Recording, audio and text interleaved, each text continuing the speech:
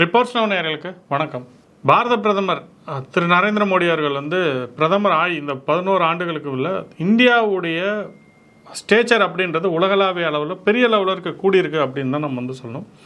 இதுக்கு முன்னாடி இந்தியா இந்த மாதிரி அளவுக்கு ஒரு குளோபல் பொசிஷனில் இருந்திருக்கா அப்படின்னு பார்த்தீங்கன்னா கண்டிப்பாக இல்லவே இல்லை. நரசிம்மராவ் காலத்தில் பொக்ரானில் எப்படி வாஜ்பாய் அவர்கள் ஒரு அணுகுண்ட சோதனை நடத்தினாரோ அதே மாதிரி நரசிம்மராவ் காலத்தில் ஒரு அணுகுண்டு சோதனை நடத்தலாம் அப்படின்னு முடிவு வந்தது.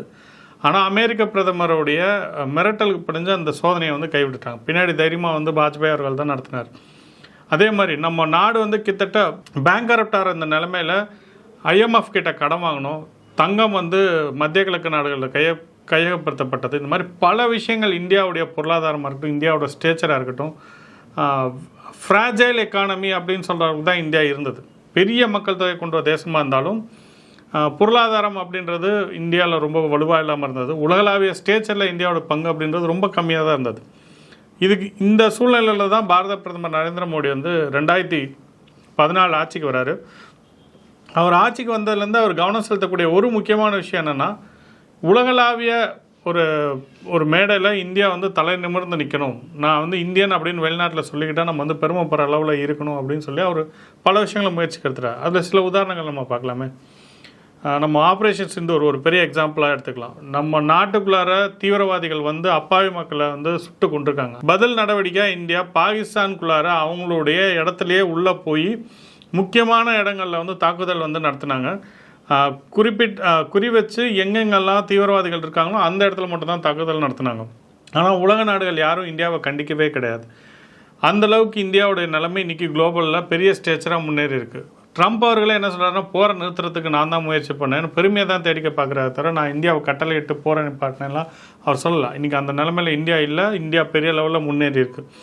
பாகிஸ்தான் வழக்கம் போட நீதி கண்ணீர் தான் வடிச்சிட்டு இருக்காங்களே தவிர பெருசாக அவங்களுக்கு ரியாக்ட் பண்ணுறதுக்கு அங்கே ஒன்றுமே கிடையாது. இந்தியாவோட நிலைமை ரொம்ப பெருசாக வளர்ந்துருக்கு.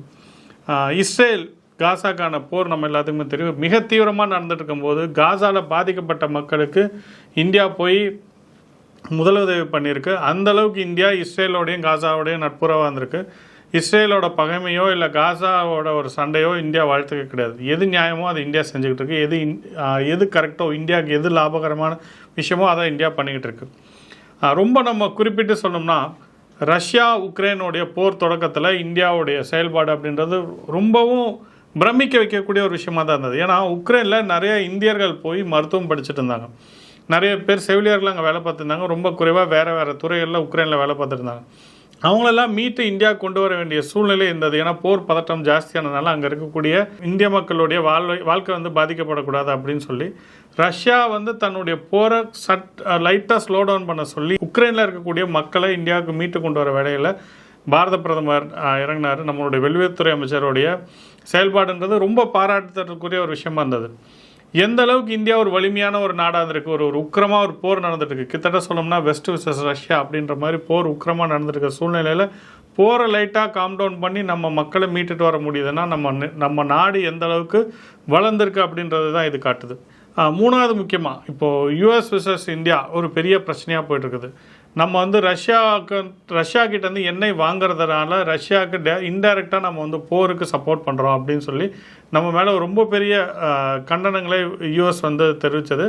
உங்கள் மேலே நாங்கள் பொருளாதார தடை விதிக்க போகிறோம் அப்படின்னு US வந்தோம். இதே ஒரு காலத்தில் காங்கிரஸ் ஆட்சியாக இருந்தாங்கன்னா பதறி போய் இந்தியா அமெரிக்கா சொல்லக்கூடிய எல்லா விஷயங்களும் கேட்டிருப்பாங்க. நம்மளுடைய நீண்ட நாள் நண்பரான ரஷ்யாவை நம்ம பகிச்சிக்க வேண்டிய ஒரு சூழ்நிலை ஏற்பட்டிருக்கும். ஆனால் இன்றைக்கி அப்படி கிடையாது. நீங்கள் எங்கள் மேலே என்ன தடை விதித்தாலும் நாங்கள் எங்கள் நண்பர்களை விட்டு கொடுப்பதில்லை அப்படின்னு இந்தியா ரொம்ப தெளிவாக வந்தது.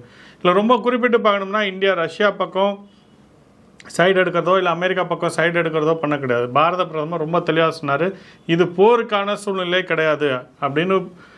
புட்டின்கிட்டே பாரத பிரதமர் நேரடியாக சொல்கிற அளவுக்கு இந்தியாவோட செல்வாக்கு வளர்ந்துருக்குது.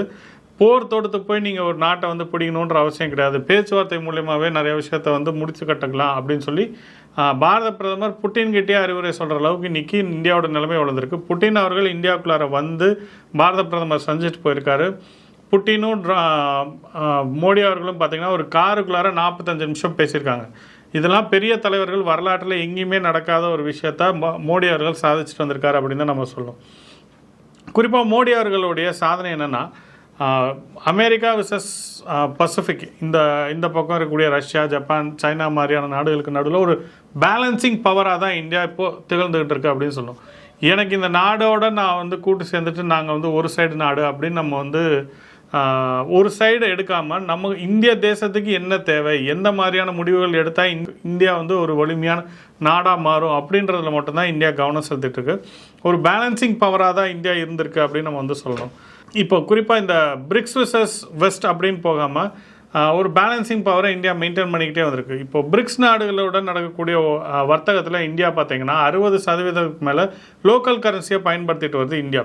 இது மூலியமாக டாலருடைய மதிப்பு வந்து கூட்டுறது, டாலரை சார்ந்து இந்தியா இருக்கிறதுக்கான சூழ்நிலையை இந்தியா குறைச்சிக்கிட்டே வந்திருக்கு. இது இந்திய பொருளாதாரத்துக்கு ஒரு பெரிய லாபகரமான ஒரு விஷயமாக தான் இருக்குது. நம்ம இப்போ ரஷ்யா கிட்டேருந்து ஆயில் வாங்கும்போது நம்ம வந்து இந்திய ரூபாயிலே தான் நம்ம வந்து ட்ரேட் பண்ணிக்கிட்டு வரோம். இது நம்மளுடைய பொருளாதாரத்துக்கு ஒரு வலிமை சேர்க்கக்கூடிய ஒரு விஷயமாக தான் இருக்குது. இந்தியா யூரோப்புக்கு நடுவில் ஒரு பெரிய பொருளாதார ஒப்பந்தத்தையே நம்ம வந்து இந்தியா இப்போ சமீபத்தில் கையெழுத்திட்டுருக்கு. ஸோ இது மூலிமா யூரோப்புக்குள்ளார இருக்கக்கூடிய ஒரு பெரிய பொருளாதார வளர்ச்சியை இந்தியா பிடிக்கிறதுக்கான சூழ்நிலை இருக்குது. ஏற்கனவே பங்களாதேஷ் மாதிரி, வியட்நாம் மாதிரியான சின்ன சின்ன நாடுகள் டெக்ஸ்டைல் இண்டஸ்ட்ரீஸில் யூரோப்பில் இருக்கக்கூடிய பெரிய மார்க்கெட்டை பிடிச்சி வச்சுருக்காங்க.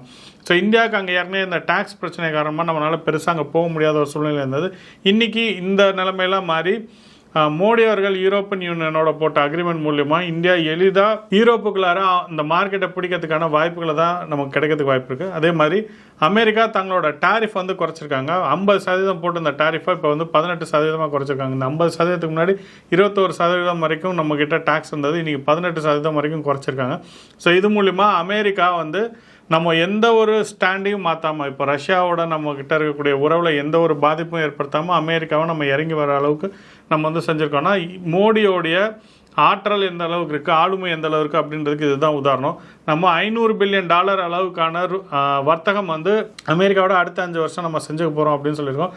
இது மூலியமாக இந்தியாவுக்கு இன்னமும் பல புதிய டெக்னாலஜிஸ், புதிய நிறுவனங்கள் இந்தியாவுக்கு வரதுக்கான வாய்ப்புகள் அப்படின்றது அதிகமாக இருக்கும். நம்ம குறிப்பாக செமிகண்டக்டர் டிவைசஸில் நிறைய டார்கெட் பண்ணி இந்தியா வந்து வளர்ச்சி பாதை கொண்டு போகணும் அப்படின்னு நம்ம ஒரு திட்டமிடல் வச்சுருக்கோம். ஸோ இந்த செமிகண்டக்டர் டிவைசஸ்லாம் நமக்கு வந்து அமெரிக்கா கிட்டேருந்து இந்த வர்த்தகம் மூலிமா கிடைக்கிறதுக்கான வாய்ப்புகள் அதிகமாக இருக்கும். புதிய டெக்னாலஜிஸ், இராணுவ தளவாடங்களுக்கு தேவையான பொருட்கள்லாம் அமெரிக்கா கிட்டேருந்து நம்ம இந்த $500 பில்லியன் மூலிமா வாங்கிக்கலாம். ஸோ இது மூலிமா இந்தியா வந்து ஒரு வளர்ச்சி மிகுந்த ஒரு பாதைக்கு செல்றதுக்கான வாய்ப்புகள் தான் இருக்கும். அமெரிக்காவுடைய அச்சுறுத்தலுக்கு இந்தியா என்றைக்குமே பயந்ததே கிடையாது. அதை நம்ம வந்து ரொம்ப வெளிப்படையாக சொல்லணும். நம்ம நாட்டில் இருக்கக்கூடிய மக்களுடைய திறமையை, ஸ்கில்ஸை வந்து டெவலப் பண்ணுறதுல இந்தியா ரொம்ப கவனம் செலுத்திக்கிட்டு வருது. ஸோ நம்மளோட ஸ்கில்டு லேபர்ஸ் எல்லா நாடுகளையும் போய் பணிபுரிகிறது இந்தியாவுடைய ஸ்டேச்சர் இன்னமும் கூட்டுது. நம்மளுடைய டிமாண்ட் அப்படின்றது அதிகமாகிட்டே வருது. ஒரு நாட்டுக்கு இன்னொரு நாட்டுக்கும் நடுவில் இருக்கக்கூடிய ஒரு அக்ரிமெண்ட்டாக மட்டும் பார்க்காம 360 டிகிரியில் எல்லா விஷயங்களையும் நரேந்திர மோடி அவர்கள் வந்து கவனம் செலுத்தி இந்தியாவுடைய ஸ்டேச்சரை உலகளாவிய அளவில் மேம்படுத்திட்டு வர்றாரு. அவருடைய கனவான விஸ்வகுருவாக இந்தியாவை மாற்றுறது அப்படிங்கிறத நோக்கி இந்தியாவை ரொம்ப வேகமாக கொண்டு போயிட்டு இருக்காரு அப்படின்னு தான் நம்ம சொல்லணும். 2047 இந்தியா வந்து விக்ஷித் பாரத், வளர்ந்த பாரதமாக மாறணும் அப்படின்ற கனவை நோக்கி அவருடைய பயணம் அப்படின்றது ரொம்ப வேகமாக நடந்துகிட்டு வருது. ஸோ இதுக்கு வெறுமனே இந்தியாவுக்குள்ளார இருக்கக்கூடிய கட்டமைப்பை மட்டும் உருவாக்காமல் இந்தியாவுடைய ஸ்டேச்சரை உலகளாவிய அளவில் மேம்படுத்த வேண்டும் அப்படிங்கிறத கவனம் செலுத்தி பல விஷயங்களை அவர் செஞ்சிட்ருக்காரு. அவருக்கு கூடுதலாக பக்கத்துலேயே ஜெய்சங்கர் மாதிரி, நிர்மலா சீதாராமன் மாதிரி இன்னும் பல அமைச்சர்கள் அவருக்கு உறுதுணையாக செயல்பட்டுட்டு வராங்க. ஸோ இது மூலமா அவருடைய கனவு அப்படின்றது வெகு சீக்கிரத்தில் நடக்கும் அப்படின்னு நான் நினைக்கிறேன். மீண்டும் ஒரு பதிவில் சந்திப்போம். நன்றி, வணக்கம்.